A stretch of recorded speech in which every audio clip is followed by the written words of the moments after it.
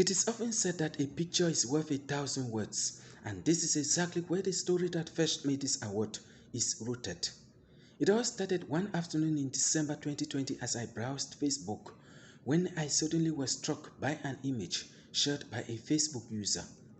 The picture depicted struggling women attempting to uproot weeds called Sarvinia molesta from a portion of a giant lake. Initially, it didn't occur to me that this was happening in my country, Cameroon. Curious, I decided to write to the Facebook user, who happened to be a journalist like myself, to find out where the picture was taken, what was happening, and how I can get hold of some of the actors involved. And I learned that the weed is highly invasive and doubles in size every 10 days. I went down to the lake to see the level of infestation of the weeds, how it is affecting the wildlife and economy of the lake, as well as the livelihoods of riparian communities. That is when it dawned on me that I got an interesting story to tell the world. That a Cameroonian lake choked with invasive weeds means two dramatically different things to two groups of people. For the community, it means starvation, but for biologists, it could be a scientific breakthrough. To give the story a global appeal, I had to do a lot of research. I discovered during my research that the invasive Sarvinia weed is native to southeastern Brazil and northern Argentina.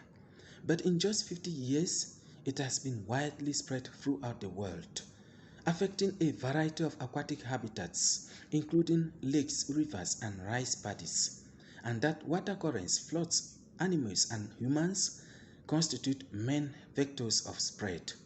All of these are linked to just one thing: the devastating effects of climate change. Thus, due to climate change, what affects people in Brazil and Argentina is also felt by people living in Cameroon, Senegal, South Africa, Zimbabwe, and what have you. Before the Sarvinia takeover of Cameroon's Lake Osa, the lake was replete with freshwater turtles, crocodiles, more than 18 families of fish, monitor lizards, snakes, aquatic birds, but also the rare African manatee. But these aquatic species are now fast disappearing because of the presence of the waterweed. Over 80% of the riparian communities used to depend principally on fishing for livelihood. Today, they have lost more than 80% of their income.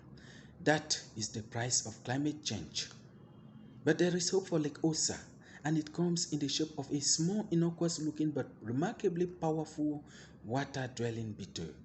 Not far from the lake's shore, an army of 6,000 individual black Sarvinia weavers have been mass-reared as a defense against Sarvinia. The weavers are gradually being deployed into the lake. Since its first release at Lake Mundara, Mount Isa in Australia in 1980, the Sarvinia weaver has successfully been used to control Sarvinia molesta in Papua New Guinea, India, Malaysia, the Philippines, Botswana, South Africa, Kenya, Ivory Coast, Zambia, Zimbabwe, Senegal, among others. Who knows, Cameroon may be next.